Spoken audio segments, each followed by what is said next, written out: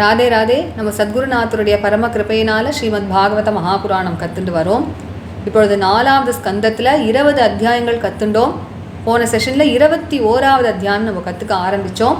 இந்த முதல் பாதியில் என்ன பார்த்தோம் அப்படின்னா, பிருத்து மகாராஜா தன்னுடைய ஊருக்கு திரும்பி வரார் அப்படிங்கிறத பார்த்தோம். அந்த ஊர் எப்படி எல்லாரும் அலங்காரம் பண்ணி ராஜாவை வரவேற்றார்கள் அப்படிங்கிறத பார்த்தோம். அதற்கு பிறகு ஒரு சமயம் பிருத்து மகாராஜா ஒரு பெரிய சத்திர யாகத்துக்காக தீட்சையை எடுத்துக்கிறார். அந்த யாகத்தில் எவ்வளவோ தேவர்கள், ரிஷிகள், பித்ருக்கள், ராஜரிஷிகள் எல்லாரும் வந்திருக்கா அப்படிங்கிறத பார்த்தோம். அந்த சபை அப்படி கூடி இருக்கும் பொழுது ஒரு நாளைக்கு அனுஷ்டானங்கள் எல்லாம் பண்ணி முடிச்சுட்டு பிருத்து மகாராஜா அவ்வளவு தேஜஸ்வியாக எல்லாருக்கும் மத்தியில் எழுந்து நின்றுண்டு அவர்களிடத்துல பேச ஆரம்பிக்கிறார் அப்படிங்கிறத பார்த்தோம். ரொம்ப வினயமாக பேச ஆரம்பிக்கிறார். அவர் சொல்கிறார், ஹே சாதுக்களே, ரிஷிகளே, தேவர்களே, எல்லாரையும் பார்த்து சொல்கிறார், தர்மத்தை தெரிஞ்சுக்கணும்னு ஒருவன் ஆசைப்பட்டான் அப்படின்னா இந்த மாதிரி உத்தமமான சாதுக்களுக்கு எதிர்த்தாப்பில் அவன் தர்மத்தை எடுத்து சொல்லணும். அதனால தான் இப்பொழுது நான் எடுத்து சொல்ல வந்திருக்கேனே தவிர உங்களுக்கெல்லாம் உபதேசம் பண்ணுறதுக்காக நான் வரலை அப்படின்னு ரொம்ப வினயமாக சொல்லி ஆரம்பிக்கிறார். நான் பகவானால் ராஜாவாக இப்படி பிரஜைகளை காப்பாற்றுறதுக்காக நியமனம் பண்ணப்பட்டிருக்கேன். அப்போ என்னோட தர்மம் என்ன அப்படின்னா, எல்லா பிரஜைகளையும் எல்லா ஆபத்துலேருந்தும் காப்பாற்றணும், அவரவர்களை வரம்புக்குள்ளே எல்லாரையும் வைக்கணும், தப்பு பண்ணுறவர்களெல்லாம் தண்டிக்கணும், எல்லாரையும் தர்மத்தில் நடக்கும்படி பண்ணணும், எல்லாருக்கும் ஜீவனத்துக்கு உபாயத்தை நான் ஏற்படுத்தி கொடுக்கணும். இதெல்லாம் தான் என்னுடைய தர்மம். இந்த தர்மத்தெல்லாம் நான் ஒழுங்காக பண்ணேன் அப்படின்னா பகவான் ரொம்ப சந்தோஷப்படுவான். அப்படி பகவான் சந்தோஷப்பட்டால் மேல் உலகங்கள்லாம் கிடைக்கும் அப்படின்னு பெரியோர்கள்லாம் சொல்கிறா. அத்தகைய மேல் லோகங்கள்லாம் எனக்கு சித்திக்கட்டும் அப்படின்னு சொல்கிறார். ஒரு ராஜாவானவன் இப்படி பிரஜைகளை காப்பாற்றுறதுங்கிற அவனுடைய தர்மத்திலேருந்து வழுவிட்டான் அப்படின்னா எல்லார்கிட்டேருந்தும் வரியை மட்டும் வசூலிச்சுட்டு அவர்களை காப்பாற்றலை அப்படின்னா அவர்களுடைய பாபங்கள்லாம் இவனுக்கு வந்துடுறது, பிரஜைகளோட பாபங்கள்லாம். அதே போல் இவனுடைய புண்ணியங்கள்லாம் க்ஷீணமாயிடுறது அப்படின்னு பகவான் ஏற்கனவே போன அத்தியாயத்தில் பிருத்து மகாராஜாவிடத்தில் சொன்னார் இல்லையா, அதே விஷயத்தை இங்கே திரும்பி எடுத்து சொல்கிறார். அதனால் பிரஜைகளை பார்த்து சொல்கிறார், உங்களுடைய ராஜாவான எனக்கு நீங்கள் க்ஷேமத்தை பண்ணணும் அப்படின்னு நீங்கள் நினச்சேன்னா, நான் மேல் உலகங்களில் போய் நான் க்ஷேமமாக இருக்கணும் அப்படின்னு நீங்கள் நினச்சேள் அப்படின்னா உங்களுடைய ஸ்வதர்மத்தை நீங்கள் நன்னா அனுஷ்டானம் பண்ணணும் அப்படின்னு சொல்கிறார். உங்களுடைய ஸ்வதர்மத்தில் நீங்கள் நின்று அதை நன்னா அனுஷ்டானம் பண்ணாலே எனக்கும் எல்லா க்ஷேமமும் ஏற்படும், நீங்களும் சௌக்கியமாக இருப்பேள் அப்படிங்கிறத எடுத்து சொல்கிறார். அதுவே எனக்கு பெரிய அனுகிரகம் பண்ணதாக ஆகும் அப்படிங்கிறார். அங்கே உட்காண்டிருக்கக்கூடிய ரிஷிகள், பித்ருக்கள், தேவர்கள் எல்லாரையும் பார்த்து சொல்கிறார், நான் சொல்லக்கூடிய இந்த ஒரு ஆக்ஞையை நீங்கள் எல்லாரும் அனுமோதிக்கணும் அப்படிங்கிறார். ஏன்னா ஆக்ஞை இடக்கூடியவன், அந்த ஆக்ஞையை காப்பாற்றக்கூடியவன், இந்த ஆக்ஞை நல்லபடியாக நடக்கணும்னு அனுமோதிக்கிறா இல்லையா, அவர்கள் 3 பேருக்குமே அவர்களுடைய வாழ்க்கைக்கு பிறகு ஒரே பலன்தான் சித்திக்கும் அப்படின்னு சொல்லப்பட்டிருக்கு அப்படிங்கிறார். இப்பொழுது அடுத்ததாக அந்த சபையில் பகவானை ஏற்றுக்காத சில பேர் இருப்பா இல்லையா, வேணனை போல இருக்கிறவா, அவளை பார்த்து குறித்து சொல்கிறார், நிச்சயமாக பரமபுருஷன் பகவான் யஜ்ஞபதி அப்படிங்கிறவன் ஒருவன் நிச்சயமாக இருக்கான் அப்படிங்கிறத இங்கே நிரூபணம் பண்ணுறார். உலகத்துக்கே ஒரு நியாமகனான, உலகத்தையே நடத்திட்டு போகக்கூடிய ஒரு பகவான் நிச்சயமாக இருக்கான். எதனால அப்படின்னா நம்ம லோகத்தில் எவ்வளவோ ஆச்சரியமான விஷயங்கள்லாம் பார்க்குறோம். சில பேர் ரொம்பவும் அழகுடையவர்களாக இருக்கா, ரொம்பவும் ஐஸ்வர்யமுடையவர்களாக இருக்கா. சில லோகங்கள்லாம் அப்படி ஆச்சரியமான லோகங்கள்லாம் இருக்குது. இதெல்லாம் பார்த்தாலே பகவான் ஒருவன் இருக்கான் அப்படிங்கிறது நிச்சயமாக தெரியறது அப்படிங்கிறது. ஆனால் அது கூட பலவிதமான கர்மங்களுக்கு ஏற்ப அவரவர்களுக்கு கிடைக்கக்கூடிய பலனாக இருக்கலாமேன்னு சில பேர் சொல்லுவா இல்லையா. அதற்கும் சொல்கிற, கர்மங்களோ ஜடம்தான், அதற்கு தானே பலன் கொடுக்கக்கூடிய சக்தி கிடையாது. அதே மாதிரி பலவிதமான தேவர்கள்லாம் இருக்காளே, அவர்கள்லாமும் படைக்கப்பட்டவர்கள் தான், அவர்களுக்கும் சுதந்திரம் கிடையாது. அதனால் இவர்களுக்கு எல்லாருக்கும் மேலே பரபிரம்ம சுரூபமாகவே இருக்கக்கூடிய அந்த பகவான் இருக்கானே, அவன்தான் இந்த உலகத்தையே நடத்திட்டு போகிறான், அவன் ஒருவன் இருக்கான் அப்படிங்கிறது சர்வ நிச்சயம். இது மகான்களோட அனுபவத்திலேருந்தும் நம்மளுக்கு தெரியறது அப்படின்னு தன்னுடைய வம்சத்திலேயே வந்த பெரியோர்களோட பேரெல்லாம் சொல்கிறார். ஸ்வாயம்புவமனு, உத்தானபாதன், பிரியவிரதன், துருவன், அங்கமகாராஜா, பிரம்மா, சிவன் போன்ற தெய்வங்கள், பிரகலாதன், பலி போன்றவர்களுடைய அனுபவத்திலேயே நம்ம பார்க்கலாம் அவர்கள் பகவானிடத்தில் எப்படி பக்தி பண்ணியிருக்கா. அது மட்டும் இல்லை, அவர்கள் என்ன சொல்கிறா அப்படின்னா, தர்மம், அர்த்தம், காமம், மோட்சங்கிற இந்த புருஷார்த்தங்களெல்லாம் அடையறதுக்கு ஒரே ஒரு சாதனை தான் இருக்குது. அது என்னன்னா, அது பகவான் மூலமாக தான் நம்ம அடைய முடியும், பகவான் தான் அதை நம்மளுக்கு கொடுக்கறதுக்கு ஒரே காரணம் அப்படின்னு சொல்கிறா அப்படின்னு சொல்லி, யார் இதை ஏற்றுக்க மாட்டா பகவான் இருக்கான் அப்படிங்கிறத அப்படின்னா, என்னுடைய வம்சத்தில் இருந்தாரே வேணன் அப்படின்னு மிருத்யுவனுடைய ஒரு பேரன், மிருத்யு தேவதனுடைய ஒரு பேரன், அப்படி போன்றவர்கள் மட்டும்தான் தர்மத்தில் ரொம்ப குழப்பத்தை அடைஞ்சவர்களாக பகவானை ஏற்றுக்க மாட்டா, அவர்கள் ரொம்ப பரிதாபமானவர்கள் அப்படின்னு சொல்கிறார். அடுத்ததாக பகவானுடைய பெருமைகளை எடுத்து சொல்கிறார். பகவானுடைய பாதத்துக்கு சேவை பண்ணணும் அப்படிங்கிற அந்த ஆசை இருக்கு இல்லையா, அந்த ஆசையே என்ன பண்ணும் அப்படின்னா ஒருவனுடைய பாவங்களை எல்லாத்தையும் அழித்து மேலே மேலே அந்த பகவானுடைய சரணத்தில் பக்தியை அதிகப்படுத்தி கொடுக்கும் அப்படின்னு சொல்லி, எது போல் அப்படின்னா பகவானுடைய சரணத்தில் சம்பந்தப்பட்ட அந்த கங்கை நதி இருக்கு இல்லையா, அது எப்படி பாவங்களெல்லாம் போக்கி பகவானிடத்துல பக்தியை கொடுக்கறதோ அதுபோல் பகவானுக்கு சரணத்துக்கு சேவை பண்ணணுங்கிற அந்த ஆசையே அத்தகைய பக்தியை கொடுக்கும் அப்படின்னு சொல்கிறார். அப்படி ஒருவன் சுத்தமாக ஆயிட்டான் அப்படின்னா அதற்கு மேலே அவனுக்கு வைராக்கியம், ஞானம் இதெல்லாம் ஏற்பட்டு பகவானுடைய சரணத்திலேயே அவன் நித்தியமாக வாசம் பண்ண ஆரம்பிச்சுடுறான். அதுக்கப்புறமா இந்த சம்சார துக்கங்களெல்லாம் அவன் அனுபவிக்கிறதே இல்லை அப்படின்னு சொல்கிறார். அதனால தன்னுடைய பிரஜைகளை பார்த்து சொல்கிறார், நீங்கள் எல்லாரும் அந்த பகவானையே நீங்கள் உங்களுடைய ஸ்வதர்மம் மூலமாக நன்னா ஆராதனை பண்ணுங்கோ அப்படின்னு சொல்கிறார். எந்த விதமான ஒரு கபட்டமுமே இல்லாமல் மனசு, வாக்கு, காயம் இது மூணுத்தினாலையும் நீங்கள் பகவானை ஆராதனை பண்ணுங்கோ. அவரவர்களுடைய ஒரு தகுதிக்கு ஏற்ப பகவானிடத்துலேருந்து நீங்கள் எல்லாத்தையும் பெறலாம் அப்படின்னு சொல்கிறார். ஏன்னா பகவானுடைய சரணமும் எப்படிப்பட்டது அப்படின்னா காம துகாங்கிரி பங்கஜம் அப்படிங்கிற ஆசைப்பட்டதெல்லாம் கொடுக்கக்கூடியது அப்படின்னு சொல்கிறார். இப்போ அடுத்ததாக பகவான் யஜ்ஞபதி அப்படின்னு சொன்னார் இல்லையா, அதனால பகவானே எப்படி யாகஸ்வரூபமாக இருக்கான்ங்கிறத சொல்கிறார். பகவான் நிர்குணமானவன், சாக்ஷாத் ஞானஸ்வரூபமான இருக்கக்கூடியவன். அப்படி இருந்தாலும் யாகமாகவும் யாகத்தினுடைய எல்லா அங்கங்களாகவும் பகவானே இருக்கான். இந்த யாகத்தினுடைய பெயர்களோ அல்லது யாகத்தில் உபயோகப்படுத்தக்கூடிய அந்த திரவியங்களோ அதோடைய குணங்களோ அல்லது யாகத்தில் பண்ணக்கூடிய கிரியைகளோ உச்சரிக்கக்கூடிய மந்திரங்களோ இது எல்லாமே பகவானுடையவே ஸ்வரூபம். அது மட்டும் இல்லை, யாகம் பண்ணி அது மூலமாக என்ன பலன் கிடைக்கிறதோ அதுவும் பகவான் தான் அப்படின்னு சொல்கிறார். இப்படியாக தன்னுடைய பிரஜைகளில் யாரெல்லாம் ஸ்வதர்மத்தை இன்னும் அனுஷ்டானம் பண்ணாமல் இருக்காளோ அவர்கள் எல்லாரையும் அப்படி பண்ணும்படி ஊக்குவிச்சுட்டு, இப்போ அடுத்ததாக யார் அப்படி தன்னுடைய ஆட்சியில் தங்களுடைய ஸ்வதர்மத்தையே கடைப்பிடிச்சுட்டு அப்படி ஸ்ரத்தையாக இருக்காளோ அவர்களெல்லாம் புகழ்ந்து பேசுகிறார். ஆஹா, என்னுடைய நாட்டில் எவர்கள்லாம் நித்தியமுமே தினமுமே தங்களுடைய ஸ்வதர்மத்தினால ஸ்வதர்ம யோகேன அப்படிங்கிற ஸ்வதர்மம் அப்படிங்கிறதே ஒரு யோகம் போல அனுஷ்டானம் பண்ணி அந்த பகவானை ஆராதிக்கிறார்களோ ரொம்ப ஸ்ரத்தையா அவர்கள் எனக்கு பெரிய அனுகிரகத்தை பண்ணுறா அப்படிங்கிறார், முன்னமையே சொன்னது போல. அடுத்ததாக சில ஸ்லோகங்களில் பிருத்து மகாராஜா என்ன பண்ணுறார் அப்படின்னா, வேதம் படித்து பிரம்மத்தை உணர்ந்த அந்த பிராமணர்கள் வேதியர்கள்னு சொல்கிறோமே அவர்களை புகழ்ந்து பேசுகிறார். ஏன்னா அப்பேற்பட்ட அந்த வேதியர்களிடத்தில் பண்ணக்கூடிய பக்திங்கிறது பகவானிடத்தில் இருக்கக்கூடிய பக்தியை இன்னும் அதிகப்படுத்துமாம். அதனால் அவர்களுடைய பெருமையெல்லாம் எடுத்து சொல்கிறார். ஒரு காலம் ராஜாக்கள் அவர்களுடைய ஆட்சியை பிராமணர்களிடத்துலையோ அல்லது பகவானுடைய பக்தர்களிடத்துலையோ இப்படி செலுத்தவே கூடாது, அவர்களை ஒரு காலம் தாக்கிடவே கூடாது அப்படின்னு சொல்கிறார். ஏன்னா அவர்கள் தபஸுனாலையும் தங்களுடைய ஸ்வதர்மத்தினாலையும் ஜொலிக்கக்கூடியவர்கள் அப்படின்னு சொல்கிறார்.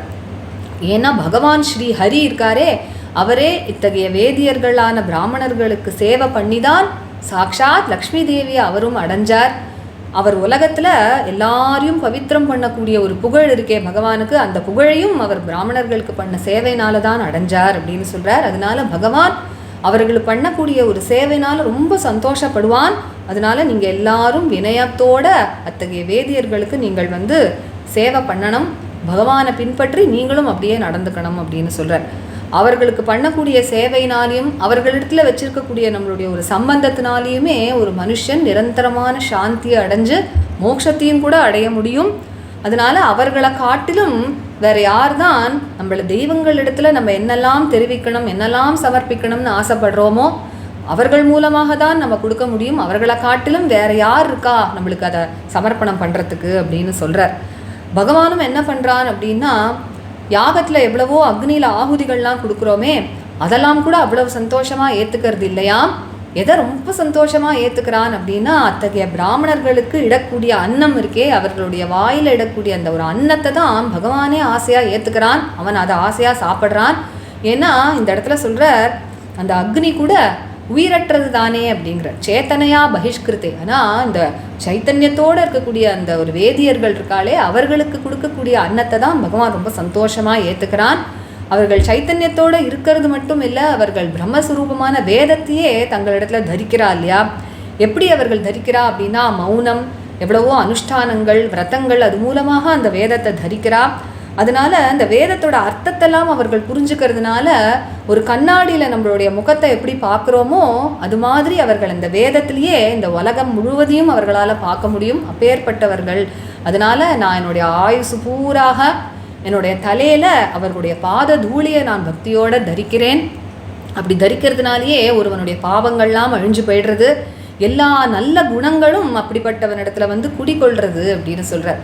ஒருவனிடத்துல நல்ல குணங்கள்லாம் குடிக்கொண்டுது அப்படின்னா அவன் வினயத்தோட பெரியோர்களுக்கெல்லாம் சேவை பண்ணான் அப்படின்னா அடுத்தபடியாக எல்லா செல்வங்களும் ஐஸ்வர்யங்களும் இவனை தேடின்னு நான் வரேன்னு ஓடி வந்துடுறது அப்படின்னு சொல்கிறார். அதனால எல்லா வேதியர்களும் அத்தகைய பிரம்மத்தை உணர்ந்த பிராமணர்களும் பசுக்களும் பகவான் ஜனார்தனனும் அவனுடைய பக்தர்களும் இன்னைக்கும் என்னிடத்துல கருணையோட சந்தோஷத்தோட கிருப்பையோட இருக்கட்டும் அப்படின்னு பிரார்த்தனை பண்ணிட்டு அவருடைய அந்த ஒரு பேச்சை முடிச்சுக்கிறார். இப்படி பேசினதும் தேவர்கள் ரிஷிக்கள் பித்ருக்கள் எல்லாரும் சாது சாது அப்படின்னு பிரித்து பேசினதை அப்படி புகழ்ந்து பேசினார்களாம். அவர்கள் சொல்றா, புத்திரேன ஜெயத்தே லோகான் இது சத்தியவதி ஸ்ருதிஹி அப்படிங்கிறான். வேதத்தில் ஒரு வாக்கியம் இருக்குது, புத்திரேன ஜெயத்தே லோகான், அதாவது ஒரு புத்திரன் மூலமாக ஒருவன் மேல் உலகங்களை அடையிறான் அப்படின்னு ஒரு வாக்கியம் இருக்கு இல்லையா, அந்த வேதத்தினுடைய வாக்கியம் சத்தியமாக ஆயிடுத்து அப்படிங்கிறார். ஏன்னா அத்தகைய பாப்பியான வேணன் இருக்கானே, அவன் நரகத்தில் போய் விழுந்து பலவிதமான கஷ்டத்தை அனுபவிக்க வேண்டியிருக்க உங்களை ஒரு பிள்ளையாக அவனுக்கு பெற்ற பாக்கியம் கிடைச்சதுனால அவன் அத்தகைய நரகத்திலேருந்து தப்பிச்சுட்டான் அப்படின்னு சொல்கிறார். அவன் மட்டும் இல்லை, எப்படி ஹிரண்யகசிபு பகவானை நிந்த பண்ணி அத்தகைய ஒரு நரக அனுபவம் அவனுக்கு ஏற்பட்டிருக்கணுமோ, பிரகலாதனுடைய ஒரு மகிமையினால பிரகலாதனை குழந்தையா பெற்றதுனால அதுலேருந்து அவனும் தப்பிச்சான் அப்படிங்கிறத சொல்கிறார். இப்போ பிருத்து மகாராஜாவை பார்த்து பிதஹா பிருத்வியாகா அப்படின்னு கூப்பிடுறா. பிருத்திவியான பூமாதேவியினுடைய தந்தையே அப்படின்னு கூப்பிடுறா. நீங்கள் பல்லாண்டு வாழணும், பேர்பட்ட பக்தி ஏற்பட்டிருக்கே உங்களுக்கு பகவானிடத்துல, உலகத்துக்கே நாதனாக இருக்கக்கூடிய பகவானிடத்துல இத்தகைய ஒரு பக்தி ஏற்பட்டிருக்கே அப்படின்னு சொல்கிறா. உங்களை நாதனாக அடைஞ்சு நாங்களும் ரொம்ப பாக்கியம் பண்ணியிருக்கோம். உங்களை நாதனாக அடைஞ்சதுனால நாங்கள் முகுந்தனையே நாதனாக அடைஞ்சிட்டோம். ஏன்னா அவனோட கதைகளெல்லாம் எடுத்து எங்களுக்கு அப்படி நன்னா எடுத்து சொல்கிறேளே, அதனால் உங்கள் மூலமாக நாங்கள் பகவானையே அடைஞ்சிட்டோம் அப்படின்னு சொல்கிறா. இந்த மாதிரி நீங்கள் உங்களுடைய பிரஜைகளுக்கு எல்லாருக்கும் இப்படி எடுத்து உபதேசம் பண்ணுறேளே, இது ஒன்றும் ஆச்சரியமான விஷயம் இல்லை. ஏன்னா உங்களை போன்ற உயர்ந்த மகான்கள் இருக்காளே, அவர்களுடைய ஹிருதயம் எப்படி இருக்கும் அப்படின்னா ரொம்ப கருணை உடையதாக இருக்கும், பிரஜைகளிடத்தில் அத்தகைய அன்பு உடையதாக இருக்கும், அவர்களுடைய க்ஷேமத்தை ரொம்ப விரும்புவா. அதனால் இப்படி நீங்கள் உபதேசம் பண்ணுறதுங்கிறது ஆச்சரியமான விஷயம் இல்லை அப்படின்னு சொல்லி, எங்களையும் நீங்கள் அஜ்ஞானங்கிற இருட்டிலேருந்து வெளியில் எடுத்துன்னு வந்துட்டேள், நாங்களும் எங்களுடைய பூர்வ கர்மங்கள்னால இப்படி சம்சாரத்தில் உழண்டுட்டே இருக்கோம், அத்தகைய அந்த இருட்டிலேருந்து எங்களையும் நீங்கள் ஞானத்துக்கு கூட்டின்னு வந்துட்டேள் அப்படின்னு சொல்கிறா. திரும்பவும் நாங்கள் உங்களுக்கு நமஸ்காரம் பண்ணுறோம். யோ பிரம்ம க்ஷத்ரம் ஆவிஷ்ய விவர்த்தீதம் ஸ்வதேஜசா அப்படிங்கிற, அதாவது பிராமணர்களையும் க்ஷத்ரியர்களையும் ஒருவரை மூலமாக மற்றொருவர்களை ரட்சிச்சுண்டு இந்த உலகத்தையே அது மூலமாக காப்பாற்றக்கூடிய உங்களுக்கு நமஸ்காரம் அப்படின்னு சொல்லி முடிக்கிறா. நம்ம இப்பொழுது 21வது ஸ்லோகத்திலேருந்து ஆரம்பித்து இந்த அத்தியாயத்தை முடிகிற வரைக்கும் நம்ம கற்றுக்கலாம். ராதே ராதே. கோபிகா ஜீவனஸ்மரணம் கோவிந்தா கோவிந்தா. சத்குருநாத மகாராஜ் கி ஜெய்.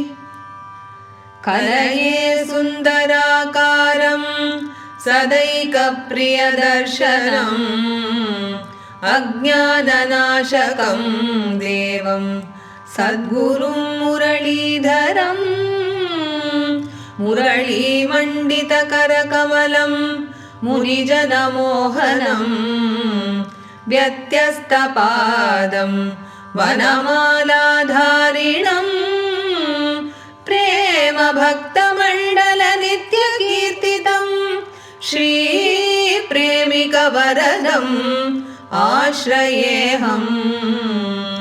जन्माद्यस्य यतोऽन्वयादितरतश्चार्थेष्वभिज्ञस्वराट् तेने ब्रह्महृदायादिकवये मुह्यन्ति यत्सूरयः।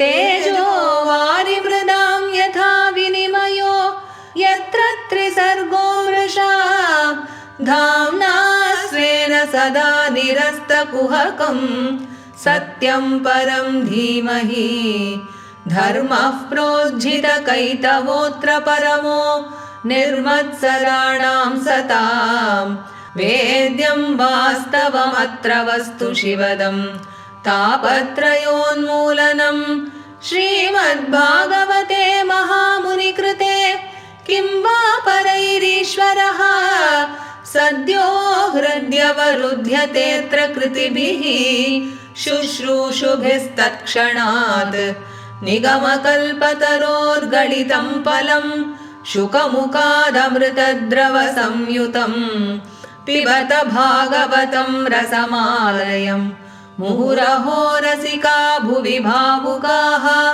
यं प्रव्रजन्तमनुपेतमपेतकृत्यं द्वैपायनो विरहकातराजुहाव पुत्रेति तन्मयतया तरवोऽभिनेदुः तं सर्वभूतहृदयं मुनिमानतोऽस्मि यस्वानुभावमखिल श्रुतिसारमेकम् अध्यात्मदीपम् अतितितीर्षतां तमोऽन्धं संसारिणां करुणयाः पुराणगुह्यं तं व्याससूनुमुपयामि गुरुं मुनीनां नारायणं नमस्कृत्य नरं चैव नरोत्तमं देवीं सरस्वतीं व्यासं ततो जयमुदीरयेत् कृष्णाय वासुदेवाय देवकीनन्दनाय च नन्दगोपकुमाराय गोविन्दाय नमो नमः कृष्णाय वासुदेवाय हरये परमात्मने प्रणतक्लेशनाशाय गोविन्दाय नमो नमः नाम संकीर्तनं यस्य सर्वपापप्रणाशनं प्रणामो दुःखशमनः तं नमामि हरिं परम्। गोपिका जीवनस्मरणं गोविंद गोविंद सद्गुरुनाथ महाराज की जय। राजोवाच राजोवाच सभ्याः शृणुत भद्रं वः सभ्याः शृणुत भद्रं वः सभ्याः शृणुत भद्रं वः साधवो य इहागताः साधवो य इहागताः साधवो य इहागताः सत्सु जिज्ञासुभिः धर्मं सत्सु जिज्ञासुभिर्धर्मं सत्सु जिज्ञासुभिर्धर्मम् आवेद्यं स्वमनीषितम् आवेद्यं स्वमनीषितम् आवेद्यं स्वमनीषितम् अहं दण्डधरो राजा अहं दण्डधरो राजा अहं दण्डधरो राजा प्रजानाम् इह योजितः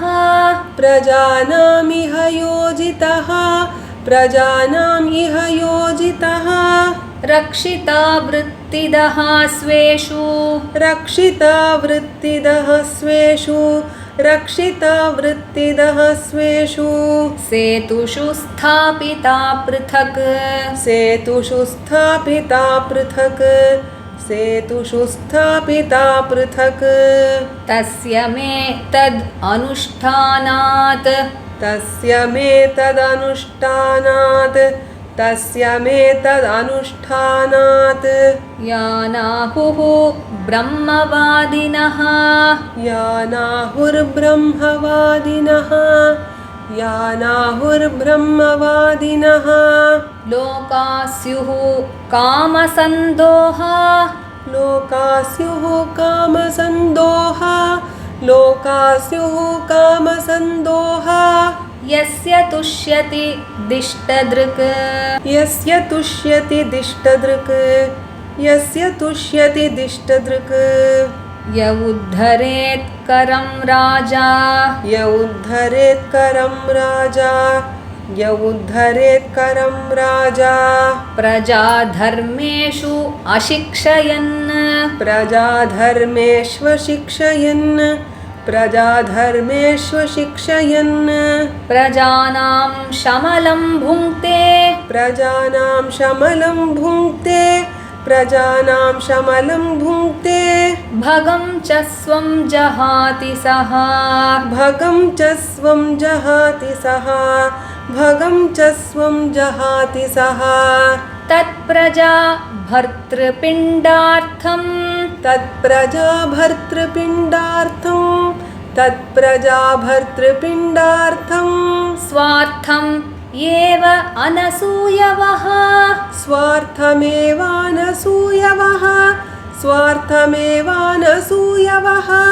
कुरुत अधोक्षज धियः कुरुताधोक्षज धियः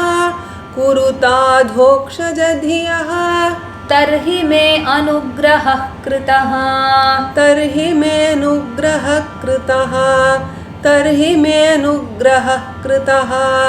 यूयं तद् अनुमोदध्वम्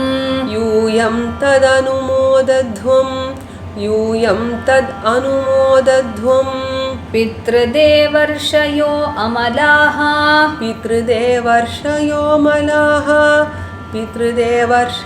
मलाः कर्तुः शास्तुः अनुज्ञातुः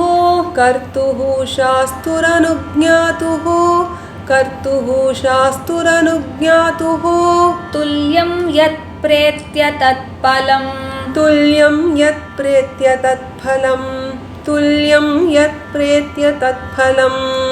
अस्ति यज्ञपतिः नाम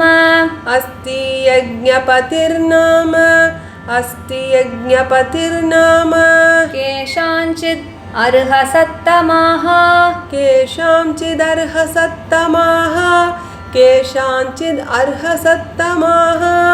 इह अमुत्र च लक्ष्यन्ते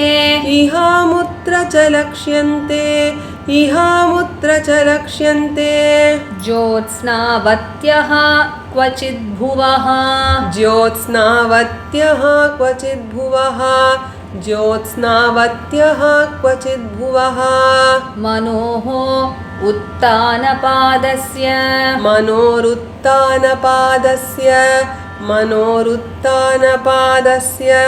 ध्रुवस्यापि महीपतेः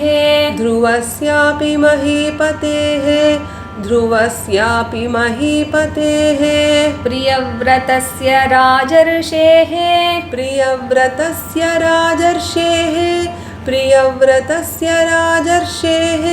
अङ्गस्य अस्मत्पितुः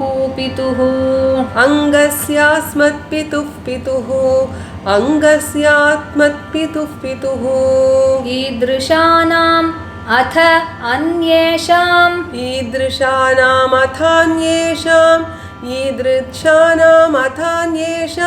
अजस्य च भवस्य च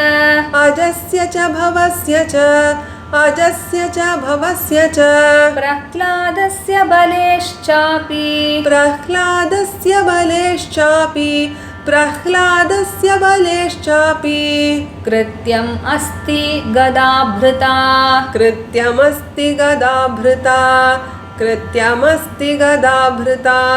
दौहित्रादीन् ऋते मृत्योः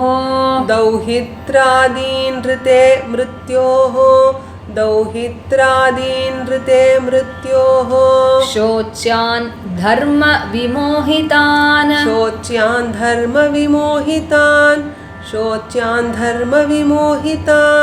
वर्ग स्वर्ग अपवर्गाणां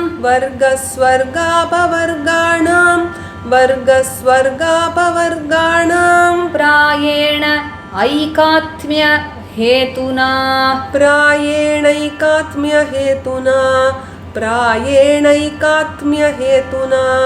यत्पादसेवा अभिरुचिः तपस्विनाम्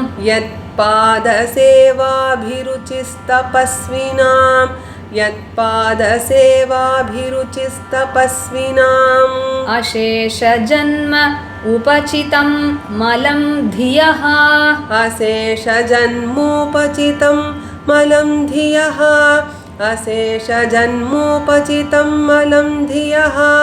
सद्यः क्षिणोति अन्वहम् एधति सति सद्यः क्षिणोत्यन्वहमेधति सति सद्यः क्षिणोत्यन्वहमेधति सति यथा पदाङ्गुष्ठ विनिसृता सरित् यथा पदाङ्गुष्ठविनिसृता सरित् यथा पदाङ्गुष्ठविनिसृता सरित् विनिर्धुत अशेष मनोमलः पुमान् विनिर्धुताशेष मनोमलः पुमान् विनिर्धुताशेष मनोमलः पुमान् असङ्ग विज्ञान विशेष वीर्यवान् असङ्ग विज्ञान विशेष वीर्यवान् असङ्ग विज्ञान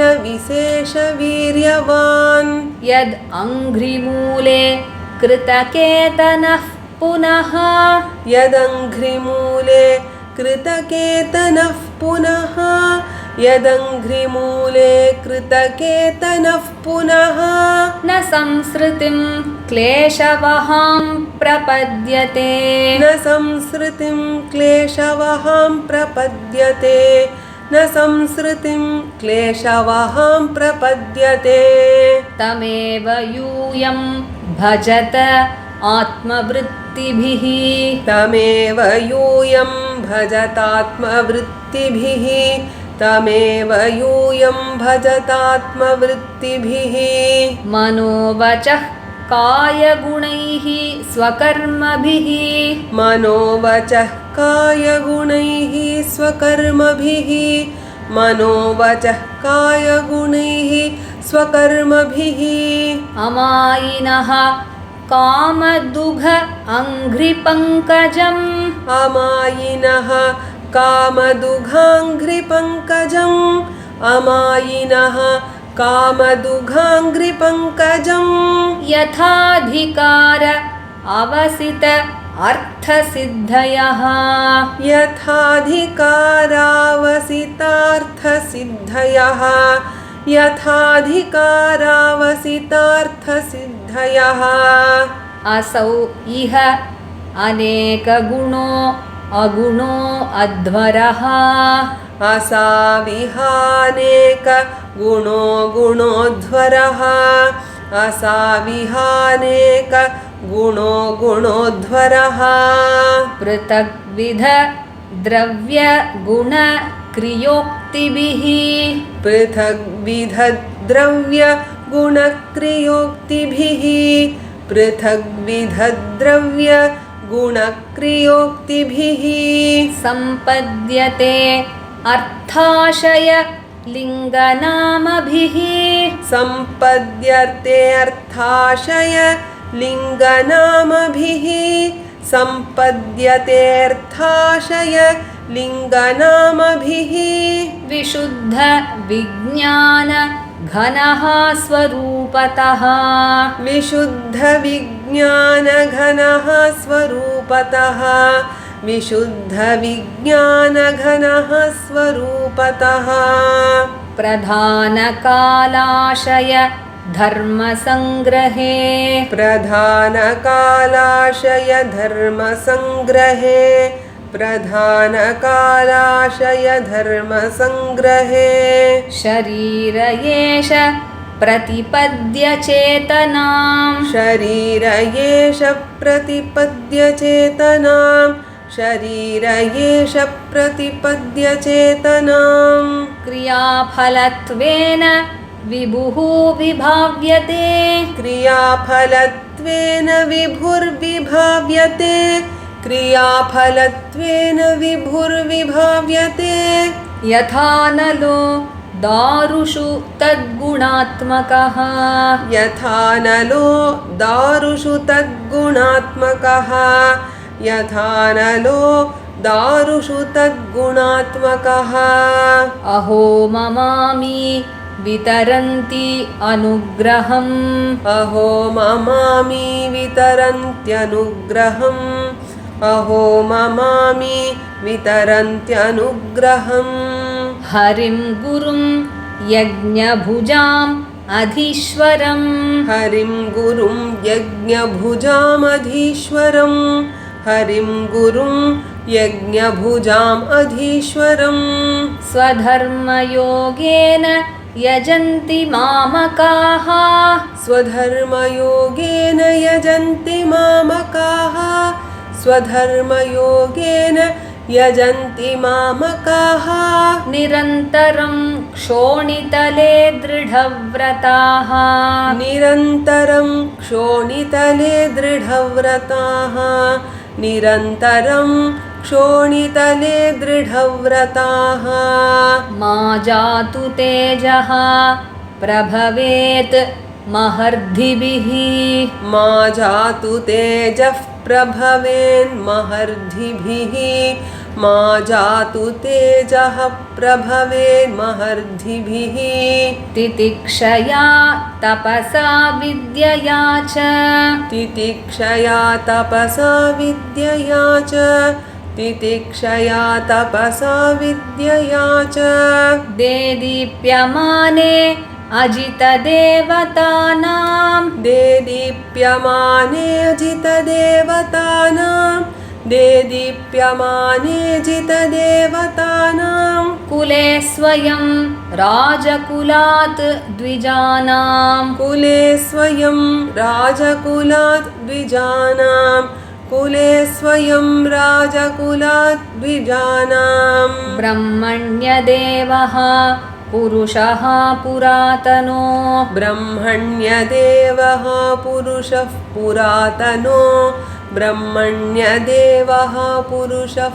पुरातनो नित्यं हरिः यच्चरणाभिवन्दनात् नित्यं हरिर्यच्चरणाभिवन्दनात् नित्यं हरिर्यच्चरणाभिवन्दनात् अवापलक्ष्मीम् अनपायिनीं यशो अवापलक्ष्मीम् अनपायिनीं यशो अवापलक्ष्मीम् अनपायिनीं यशो जगत्पवित्रं च महत्तम अग्रणीः जगत्पवित्रं च महत्तमाग्रणीः जगत्पवित्रं च महत्तमाग्रणीः यत्सेवया अशेष गुहाशयः स्वराट् यत्सेवया शेषगुहाशयस्वराट् यत्सेवया शेषगुहाशयस्वराट् विप्रप्रियः तुष्यति कामम् ईश्वरः विप्रप्रियस्तुष्यति काममीश्वरः विप्रप्रियस्तुष्यति काममीश्वरः तदेव तद्धर्मपरैः विनीतैः तदेव तद्धर्मपरैर्विनीतैः तदेव तद्धर्मपरैर्विनीतैः सर्वात्मना ब्रह्मकुलं निषेव्यताम् सर्वात्मना ब्रह्मकुलं निषेव्यताम् सर्वात्मना ब्रह्मकुलं निषेव्यताम् पुमान् लभेत अनतिवेलम् आत्मनः पुमान् लभेतानतिवेलमात्मनः पुमान् लभेतानतिवेलमात्मनः प्रसीदतो अत्यन्तशमं स्वतः स्वयं प्रसीदतोऽत्यन्तशमं स्वतः स्वयं प्रसीदतोऽत्यन्तशमं स्वतः स्वयं यन्नित्य सम्बन्ध निषेवया ततः यन्नित्यसम्बन्धनिषेवया ततः यन्नित्यसम्बन्धनिषेवया ततः परं किमत्रास्ति मुखं हविर्भुजाम् परं किमत्रास्ति मुखं हविर्भुजाम् परं किमत्रास्ति मुखं हविर्भुजाम् अश्नाति अनन्तः खलु तत्त्वकोविदैः अश्नात्यनन्तः खलु तत्त्वकोविदैः अश्नात्यनन्तः खलु तत्त्वकोविदैः श्रद्धाहुतं यन्मुख इज्यनामभिः श्रद्धाहुतं यन्मुखयुज्यनामभिः श्रद्धाहुतं यन्मुखयुज्यनामभिः न वै तथा चेतनया बहिष्कृते न वै तथा चेतनया बहिष्कृते न वै तथा चेतनया बहिष्कृते हुताशने पारमहंस्य पर्यगुः हुताशने पारमहंस्य पर्यगुः हुताशने पारमहंस्य पर्यगुः यद्ब्रह्म नित्यं विरजं सनातनं यद्ब्रह्म नित्यं विरजं सनातनं यद्ब्रह्म नित्यं विरजं सनातनं श्रद्धा तपो मङ्गल मौनसंयमैः श्रद्धा तपो मङ्गल मौनसंयमैः श्रद्धा तपो मङ्गल मौनसंयमैः समाधिना बिभ्रति हार्थदृष्टये समाधिना बिभ्रतिहार्थदृष्टये समाधिना बिभ्रतिहार्थदृष्टये यत्रेदम् आदर्श इव अवभासते यत्रेदम् आदर्श इवावभासते यत्रेदम् आदर्श इवावभासते तेषामहं पादसरोजरेणुं तेषामहं पादसरोजरेणुं तेषामहं पादसरोजरेणुम् आर्यावहेय अधिकिरीटम् आयुः आर्यावहेयाधिकिरीटम् आयुः आर्यावहेयाधिकिरीटमायुः यं नित्यदा बिभ्रत आशुपापम् यं नित्यदा बिभ्रत आशुपापं यं नित्यदा बिभ्रताशुपापं नश्यत्यमुं सर्वगुणा भजन्ति नश्यत्यमुं सर्वगुणा भजन्ति नश्यत्यमुं सर्वगुणा भजन्ति गुणायनं शीलधनं कृतज्ञं गुणायनं शीलधनं कृतज्ञं गुणायनं शीलधनं कृतज्ञं वृद्धाश्रयं संवृणतेऽनुसम्पदः वृद्धाश्रयं संवृणतेऽनुसम्पदः वृद्धाश्रयं संवृणतेऽनुसम्पदः प्रसीदतां ब्रह्मकुलं गवां च प्रसीदतां ब्रह्मकुलं गवां च प्रसीदतां ब्रह्मकुलं गवां च जनार्दनः सानुचरश्च मह्यं जनार्दनः सानुचरश्च मह्यं जनार्दनः सानुचरश्च मह्यं मैत्रेय उवाच मैत्रेय उवाच इति ब्रुवाणं नृपतिम् इति ब्रुवाणं नृपतिम् इति ब्रुवाणं नृपतिम् पितृदेव द्विजातयः पितृदेव द्विजातयः पितृदेव द्विजातयः तुष्टुवुः हृष्टमनसः तुष्टुवुर्हृष्टमनसः तुष्टुवुर्हृष्टमनसः साधुवादेन साधवः साधुवादेन साधवः साधुवादेन साधवः पुत्रेण जयते लोकान् पुत्रेण जयते लोकान् पुत्रेण जयते लोकान् इति सत्यवती श्रुतिः इति सत्यवती श्रुतिः इति सत्यवती श्रुतिः ब्रह्मदण्ड हतः पापो ब्रह्मदण्डहतः पापो ब्रह्मदण्डहतः पापो यद्वेनो अत्यतरत् यद्वेनोत्यतरत्तमः यद्वेनोत्यतरत्तमः यद्वेनोत्यतरत्तमः हिरण्यकशिपुश्चापि हिरण्यकशिपुश्चापि हिरण्यकशिपुश्चापि भगवन् निन्दयातमः भगवन्निन्दयातमः भगवन्निन्दयातमः विविक्षुः अत्यगात् सूनोः विविक्षुरत्यगात् सूनोः विविक्षुरत्यगात् सूनोः प्रह्लादस्य अनुभावतः प्रह्लादस्यानुभावतः प्रह्लादस्यानुभावतः वीरवर्य पितः पृथ्व्याः वीरवर्यपितः पृथ्व्याः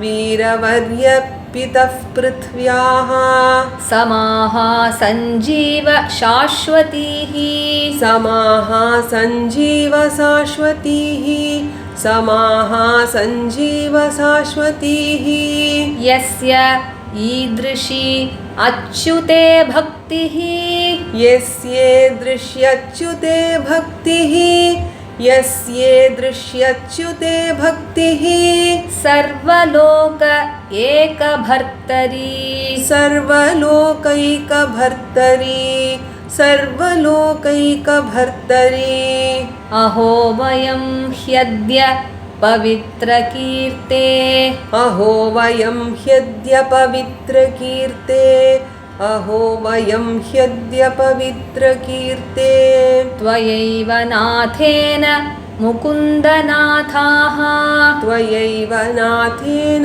मुकुन्दनाथाः त्वयैव नाथेन मुकुन्दनाथाः य उत्तमश्लोकतमस्य विष्णोः य उत्तमश्लोकतमस्य विष्णोः य उत्तमश्लोकतमस्य विष्णोः ब्रह्मण्यदेवस्य कथां व्यनक्ति ब्रह्मण्यदेवस्य कथां व्यनक्ति ब्रह्मण्यदेवस्य कथां व्यनक्ति नात्यद्भुतम् इदं नाथ नात्यद्भुतमिदं नाथ नात्यद्भुतमिदं नाथ न अति अद्भुतम् इदं नाथ तव आजीव्य अनुशासनं तवाजीव्यानुशासनं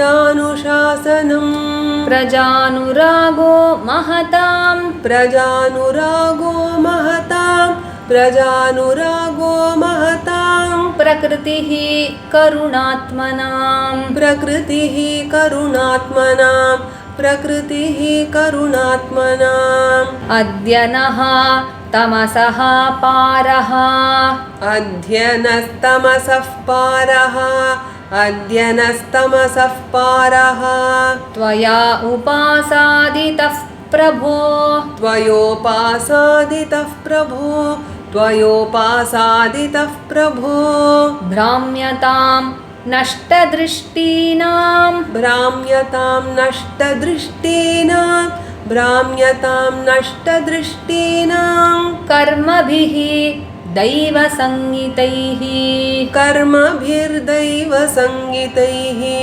कर्मभिर्दैवसंज्ञितैः नमो विवृद्धसत्त्वाय नमो विवृद्धसत्त्वाय नमो विवृद्धसत्त्वाय पुरुषाय महीयसे पुरुषाय महीयसे पुरुषाय महीयसे यो ब्रह्म क्षत्रम् आविश्य यो ब्रह्म क्षत्रमाविश्य यो ब्रह्म क्षत्रमाविश्य बिभर्ति इदं स्वतेजसा बिभर्तीदं स्वतेजसा बिभर्तीदं स्वतेजसा இப்போ 21வது ஸ்லோகத்திலேருந்து இந்த எண்ட் வரைக்கும் நம்ம சேர்ந்து படிக்கலாம் ஃப்ரம் தி 21st ஸ்லோகா राजोवाच सभ्याश्रुणुत भद्रं वः साधवो यैहागताः सत्सु जिज्ञासुभिर्धर्मम् आवेद्यं स्वमनीषितम् अहं दण्डधरो राजा प्रजानामिह योजितः रक्षिता वृत्तिदस्वेषु सेतुषु स्थापिता पृथक् तस्य मेतदनुष्ठानात्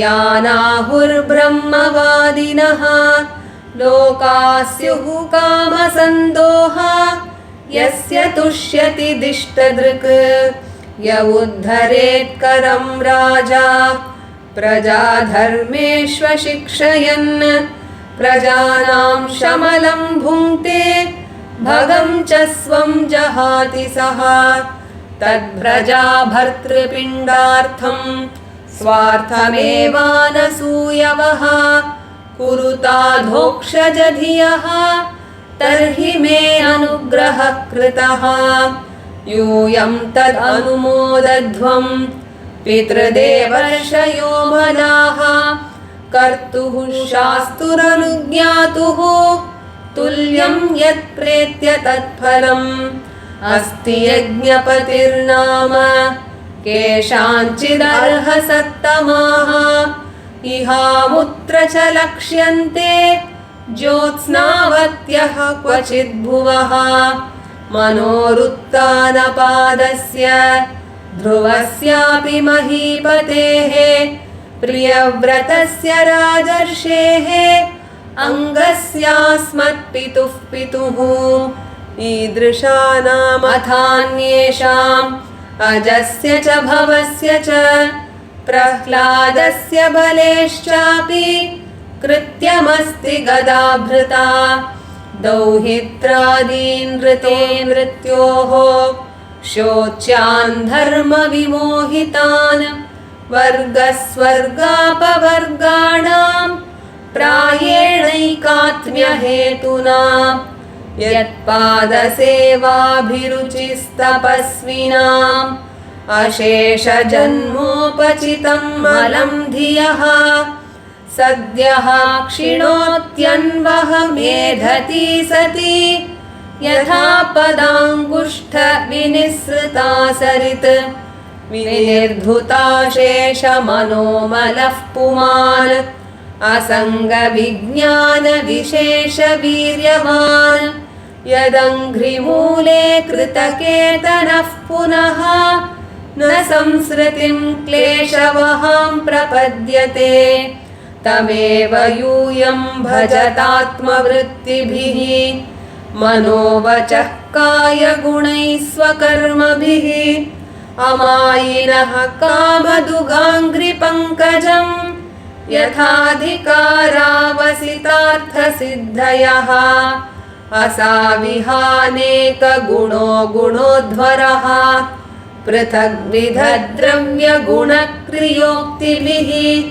सम्पद्यते अर्थाशयलिङ्गनामभिः विशुद्धविज्ञानघनस्वरूपतः प्रधानकालाशयधर्मसङ्ग्रहे शरीर एष प्रतिपद्य चेतनां क्रियाफलत्वेन विभुर्विभाव्यते यथा नलो दारुषु तद्गुणात्मकः अहो ममामि वितरन्त्यनुग्रहं हरिं गुरुं यज्ञभुजाम् अधीश्वरं स्वधर्मयोगेन यजन्ति मामका निरन्तरं क्षोणितले दृढव्रताः मा जातु तेजः प्रभवेन्महर्दिभिः तितिक्षया तपसा विद्यया च देदीप्यमाने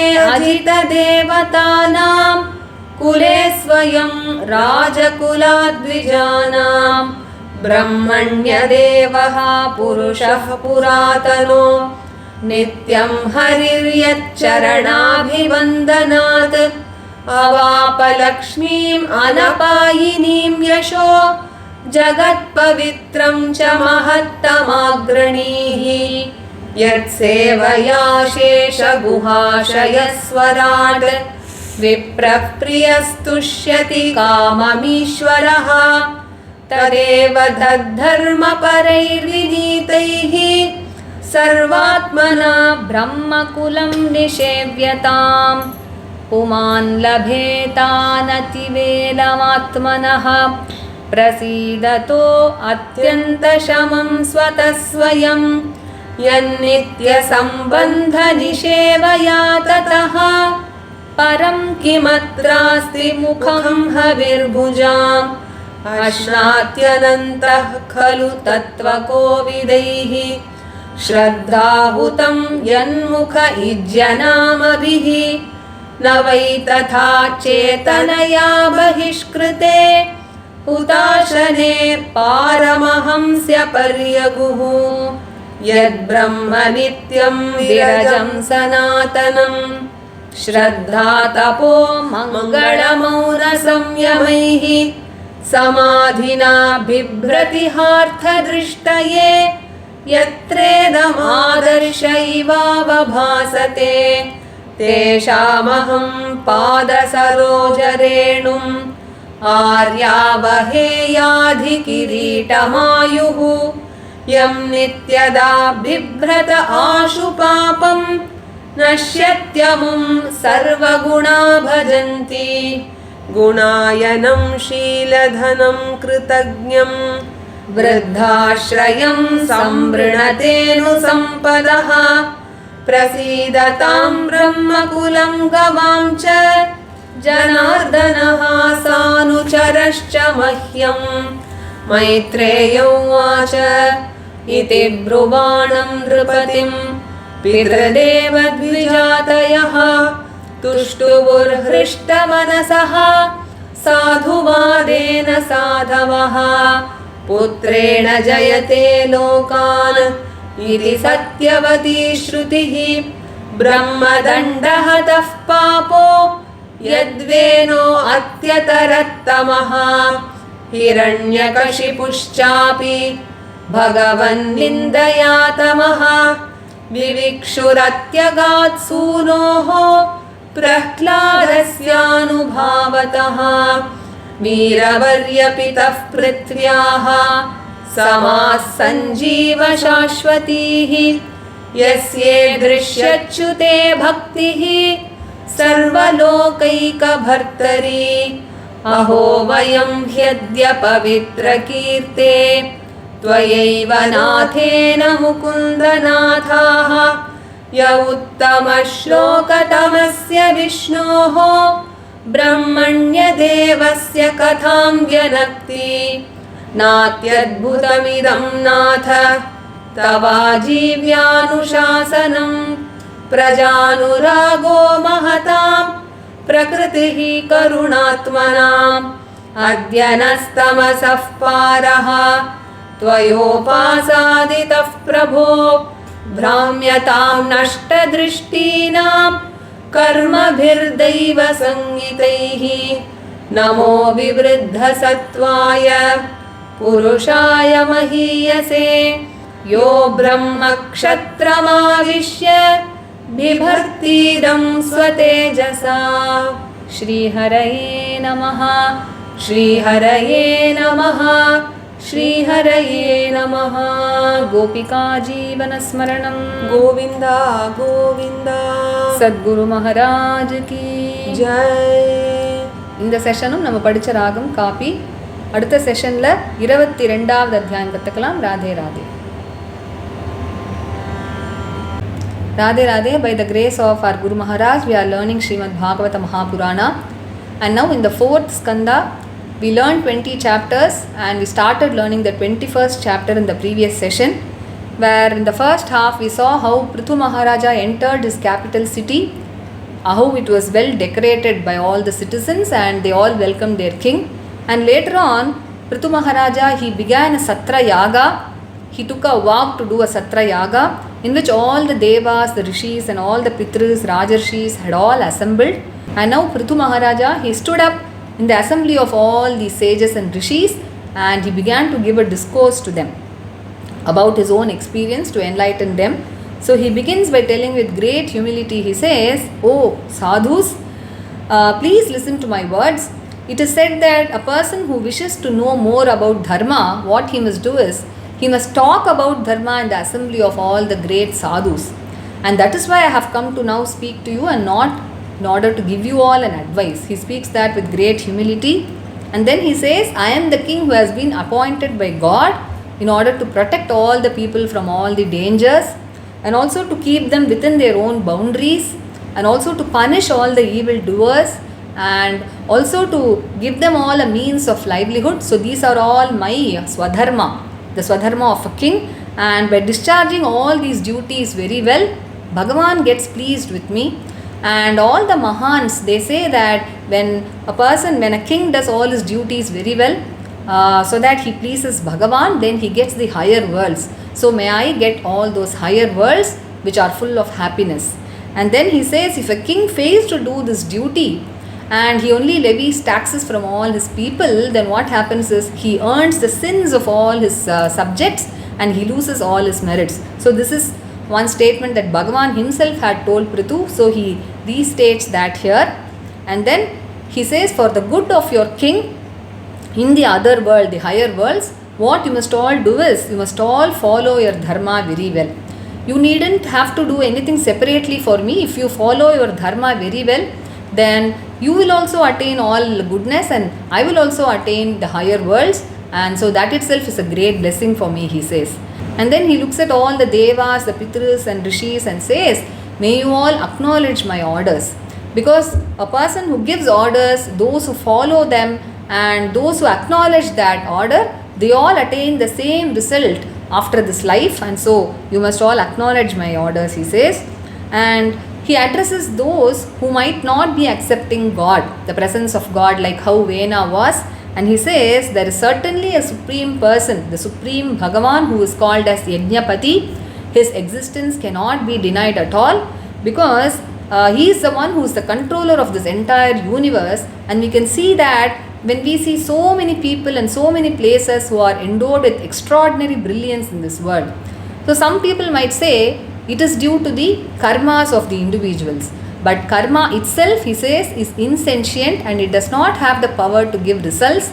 And even the devas who were created in creation, they too are not independent, they are not swatantra. So they also cannot give all this. So above all of them, there is the supreme Bhagavan, who is the controller of this universe, and we can't deny his presence at all, he says. And the proof is the experience of all the great ones.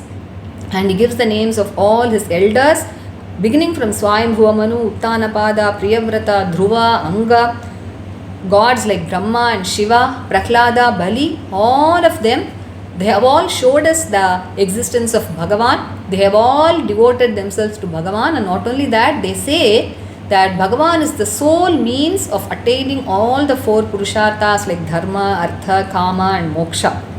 And he says only a few, like Vena, my father, who was a grandson of Mrityu Devata, they don't accept the existence of God, because they are all deluded in the matter of Dharma, and hence they are all very pitiable, he says. And then he goes on to say about the glory of Bhagavan. He says, like how Ganges, which flows from Bhagavan's feet, is capable of washing all the sins and also giving devotion to Bhagavan, so also the very desire to serve Bhagavan's feet itself can purify a person and bestow him with more and more devotion. And once a person becomes so purified, then he gets vairagya and jnana, and he begins to have his abode permanently in the feet of Bhagavan. And what happens? He no more experiences the sufferings of samsara. And so he says, may you all worship Bhagavan wholeheartedly by doing your swadharma, and without any hypocrisy in your heart, worship him with your words, your actions and also your thoughts, and offer everything to Bhagavan, because his feet are such that they grant all the desires. So worship Bhagavan and get what all you desire, he says.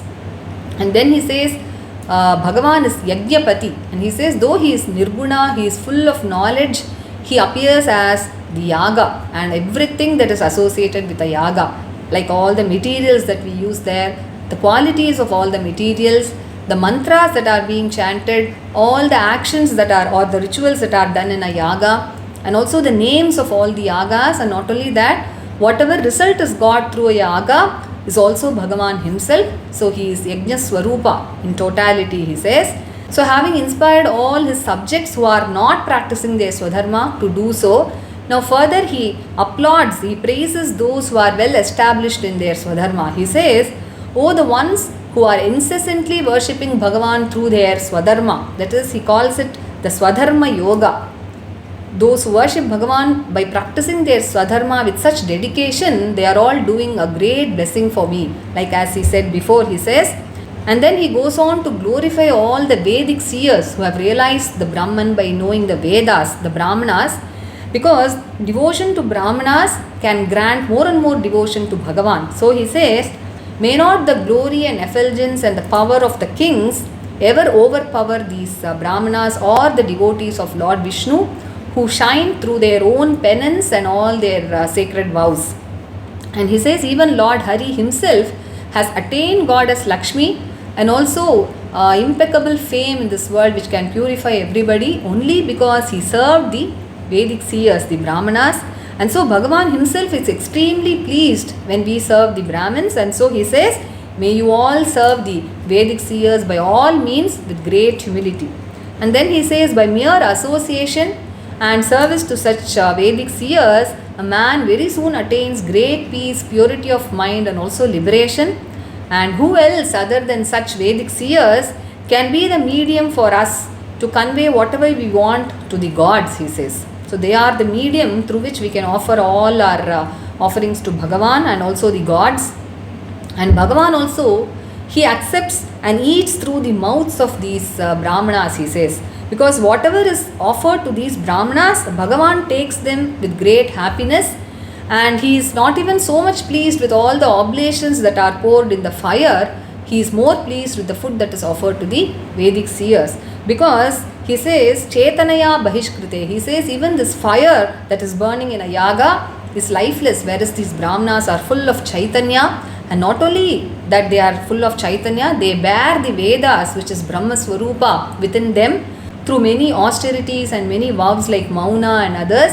And so they are so pure, and just as we see our faces in the mirror, by knowing the meaning of all the Vedas, they can see the entire world within the Vedas, he says. And so what I do is, for my entire life, I always bear the holy dust from their feet on my head. And a person who bears the holy dust of the Vedic seers, all his sins are vanished, and all the noble qualities, they begin to take an abode in such a person. And what happens when all the noble qualities are taken abode in that person, and also if he starts serving all the elders with great dedication, then what happens is all the riches and all the prosperities, they come in search of such a person. So he says, may all the Brahmanas, the cows, Lord Janardana and all his devotees may always be pleased with me. And when Prithu Maharaja concluded his speech in this manner, all the Devas, the Pitris and Rishis who were present there, they all applauded him by saying Sadhu, Sadhu. And they all said, Putrena Jayate Lokan iti Satyavati Shrutihi. They said there is a statement in the Vedas which says a person earns the higher worlds through his son. And that statement has now become true today. Because Vena, who was such a sinner, he had to experience all the tortures of hell, but he escaped that because of his son, Prithu Maharaja. And so they say, O king, father of Prithvi or Bhuma Devi, may you live long because you have such great devotion to Lord Hari, who is the sole master of this entire universe. And we are also very fortunate to have got you as our master, because by attaining you as our master, we have indeed attained Bhagavan himself as our master. Tvayeva nathena mukundanataha. Because you always keep narrating to us the glories and stories of Bhagavan. And so this advice of yours to all your subjects is not something to be surprised at, because great souls like you have such a tender heart, you have great love for your subjects, and you always wish for the welfare of your subjects, and that is why you have given such an advice. And we are all wandering about in this samsara because of our purva karmas, and so you have led us all away from this darkness of ignorance. So we again and again offer our salutations to you, O King Prithu, who protects both the Kshatriya race and the Brahmana race by inspiring both of them to protect each other, and through that you protect this entire world. And so with these words of all the Devas and Rishis and Pitras concludes the 21st chapter that we learned today. So today in this session we learned from the 21st shloka till the end of this chapter. So let us meet in the next session when we learn the 22nd chapter. Radhe Radhe.